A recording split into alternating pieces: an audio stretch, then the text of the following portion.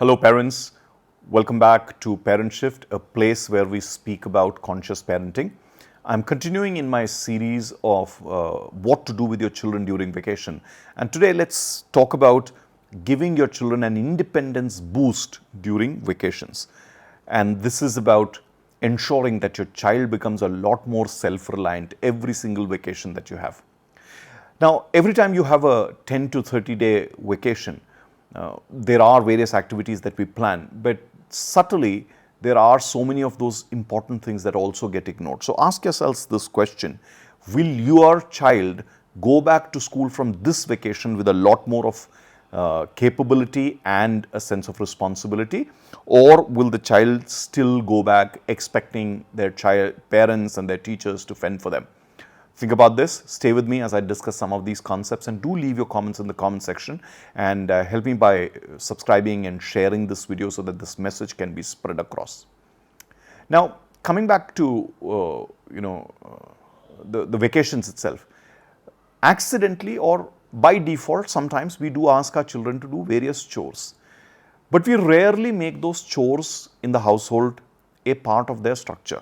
Also, many times we are caught as parents lecturing our children on responsibility, on clearing clutter, on ensuring that they tidy up their rooms, on making sure that they put their laundry back at the place where it belongs, or putting their books back, or ensuring that if they have borrowed something from somewhere in the house, putting it back where it belonged, etc. And then there are so many others when they get us screaming or grounding from us in terms of their indiscipline or the way they are spending their time, etc.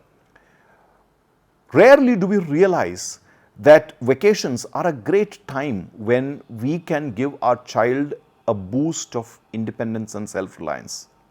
The way to do this is, number one, to realize that chores can be assigned to the child, and those chores, when stitched into the daily schedule of the vacation and the discipline that we put around it, can actually help the child significantly learn and grow.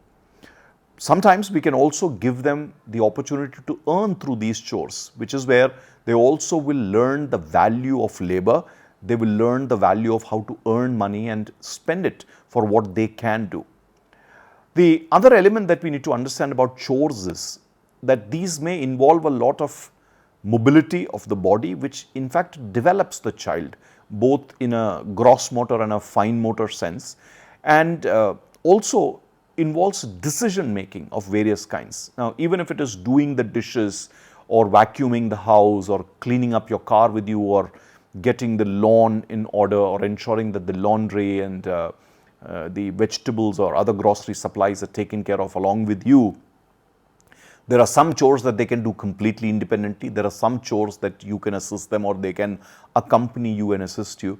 But either of these, the physical and the mental development is an additional bonus that comes to you along with the child learning the value of labor.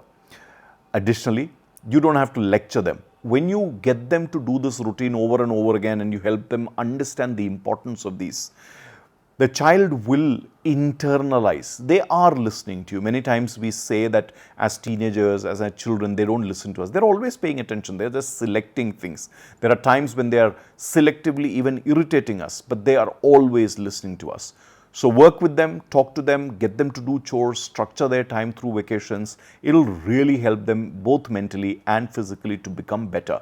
The habit that they learn improves them overall and helps their faculty in several other areas. The second thing that I'll encourage you to do is take one large piece, like let's say if there is an outing that's going to happen during the vacation, or if there is a family dinner with the extended family that's coming. Get your child, especially if the child is 10 years or above, to plan that entire thing end to end.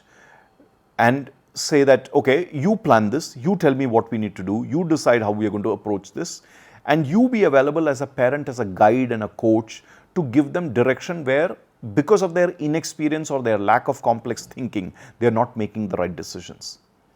This process of getting them to end-to-end plan is also a very good way to teach them how to manage projects and chores, which will in turn help them both scholastically, when they're trying to do what they're doing with their different subjects, and also as a human being in terms of planning their life, their time, their resources, their structures, etc.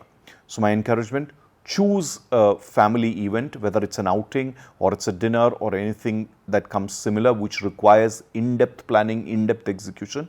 Work with your child, take the lead, be available as a guide, teach them, coach them, work with them. Invariably, the two things where you work, you supervise, you support your child is also going to help you bond better with your child during vacations and have them structure their time much better. So this time around, give your child a lot more of boost of capability and self-reliance instead of leaving them with unstructured time during vacations. Wish you the very best.